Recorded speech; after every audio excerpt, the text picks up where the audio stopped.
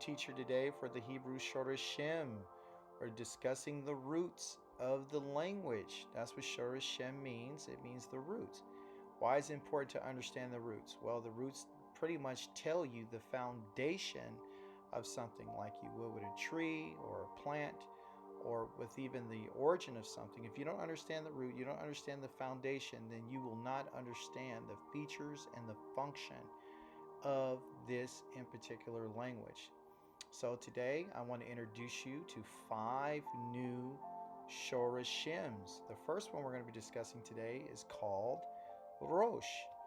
Rosh, and the second would be Bara, the third is Elohim, the fourth is Shamayim, and 5 is Aureit. Feel free to go back and review the tape. It's not going anywhere. We're going to discuss these things. I actually have associated pictures with each one of these shoreshim, so you can always have an idea, because you match your thoughts with your words. So what I've done is I put together some pictures that I'm going to show to you, and we're going to be able to identify what the roots of these shoreshims are, and what's the function of them, and some of the features of it. One of the best parts of this language is that it can be understood with the 5 senses. I know you remember me talking about abstract thought versus concrete thought. It's a huge process. It's huge. It helps you understand what's going on. If you don't understand the difference between concrete thought and abstract thought, you're going to be lost, and you won't understand the language, and you'll keep reading the text in its English translations, and you're going to get lost, and you're going to misunderstand some things, and you're never going to come to the knowledge and understanding that the Most High wants you to come to. So let's go ahead and begin with our first word, which is called Rosh. As you see here, I put a picture up of mountain ranges, which means the head or the summit. Rosh has to do with your own head. If you touch your head right now, put your hand on your head. That's a Rosh. The head of a family is a Rosh. The head of the grain family, like the wheat and the barley, means Rosh. And so you're going to see this word that's associated with that which is the beginning of something, like Be'edrashith. Okay, the word Be'edrashith, within that word you have the word Rosh. I want to introduce you to the first vowel, which is an O sound, which is right over the resh. It's a dot. But you also see a dot over the shin. Well, the dot over the shin is not a vowel. I want to explain it to you. The dot over the shin represents how this shin is functioning. Is it functioning as a SH sound, or is it functioning as a S sound? If a dot is on the right hand side, it functions as a SH sound, which is a sh sound. If it's on the left hand side, it represents or functions as a S sound, which is sh. Okay, so our word today for you to learn and to remember is Rosh. It means the head or the summit of something. Okay, it's a great word. You're going to see this word a lot. This is the first time it's being used in Bereshith, or Genesis chapter number 1. So let's get to our next word. Our next word, or shoreshim, okay, is called Bara. Okay, the bet, the resh, and the aleph. The first vowel that you have underneath, there's a long vowel called ah. The second vowel that you see underneath the letter resh is an ah sound. It's a short ah. So the one that looks like a T is a long vowel, ah, and the one underneath the resh is a short vowel, ah, very short, okay? But look at what Yah has created, okay? Look at what he's filled. So the word bara doesn't necessarily mean only to create, it means to fill. What did Yah fill? He filled the heavens, he filled the earth, and he filled the seas. He filled it with what? He filled the skies with the sun and moon and the stars, and the flying creatures, which are called ophanims. We're going to get to that. He filled the land with fruits and vegetables and trees and herbs and bushes and insects and animals and even mankind.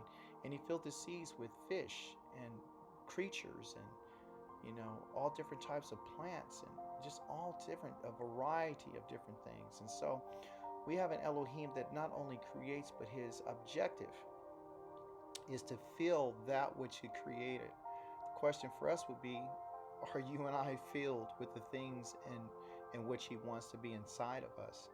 That's the question that we have to look at. He filled the earth, and so he's trying to fill us too. And I believe that's why Da'veed said, create in me, which is Badra li, create in me a clean heart. Brings me to my next shoreshim, okay, which is Elohim. Elohim means absolute power. There is no other power on the face of this earth.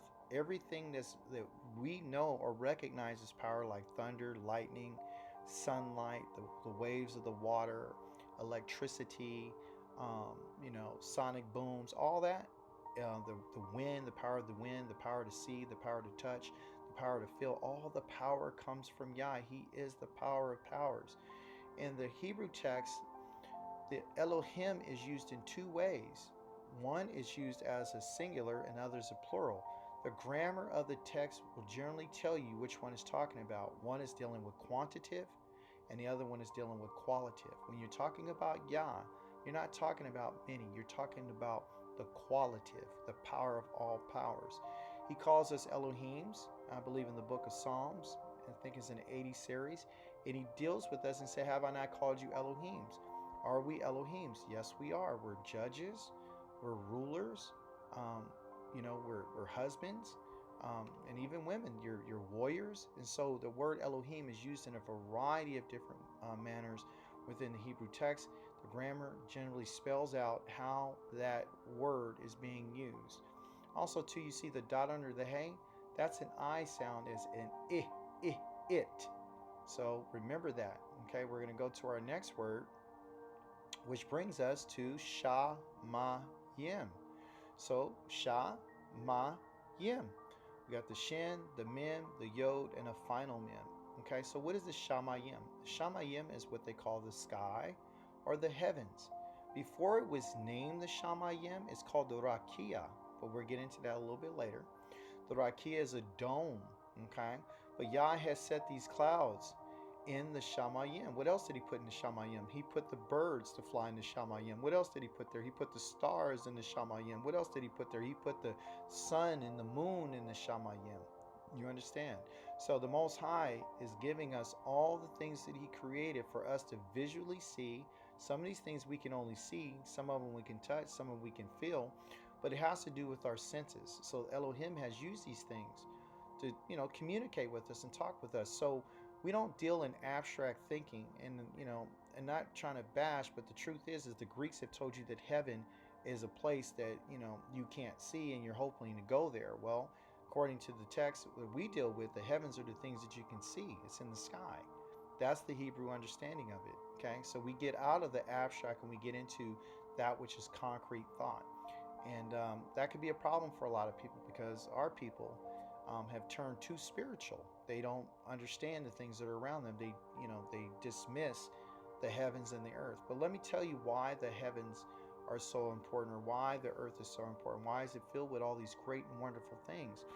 It brings us to our next word, which is the Aureit. The Aureit is the land in which the Most High has given men and animals and creatures and, the things that he created to dwell in. The meaning of Aureit means a land or a region. All right, so, those three dots that you see under the aleph and the resh, those are the sound. Those are short vowels. Very simple to remember. You can rewind the tape and look at it again. Very simple. As in gray.